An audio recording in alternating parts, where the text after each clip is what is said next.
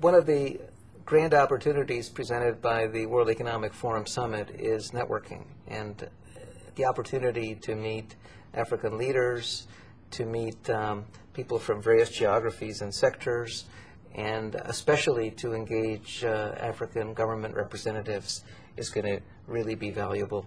Really looking forward to being able to make a contribution and to listen and hear what other leaders have to say about this issue.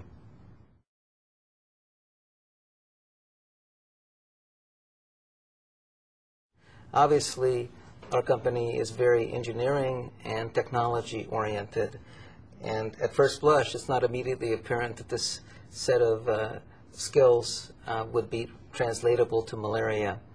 But we have found out that one of the major needs in the area of malaria is a business discipline, a business mindset, as well as skills and capabilities that businesses such as ours typically bring, such as project management, project planning, financial controls. These are highly welcome in the field of malaria control. And one of the major executives in Rollback Malaria even mentioned on understanding the business competencies and the business value add in the malaria equation, that what the world needs is more malaria engineers.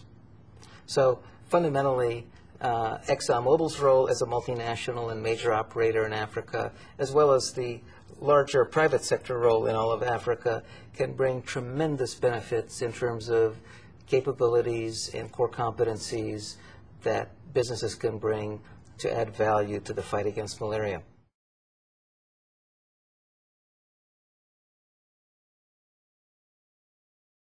ExxonMobil embarked on the malaria battle in 2000, 7 years ago, because we came to recognize that the mosquito doesn't respect fence lines and that our employees and families are very much a part of the community.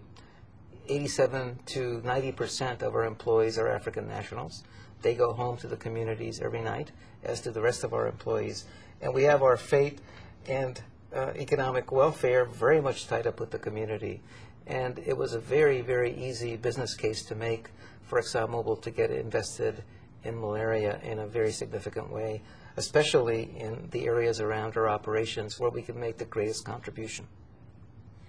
There's a giant humanitarian case.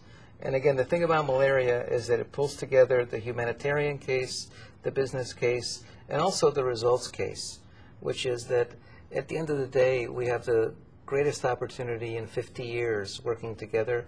Malaria has been the most neglected of neglected diseases over the last 50 years, and frankly, very little progress has been made across the African continent. It's only since 2000, and since the Abuja Declaration, led by President Obasanjo of Nigeria and signed by about 50 heads of state, that malaria hit the radar screen as a big issue and had the right leadership and political will around it.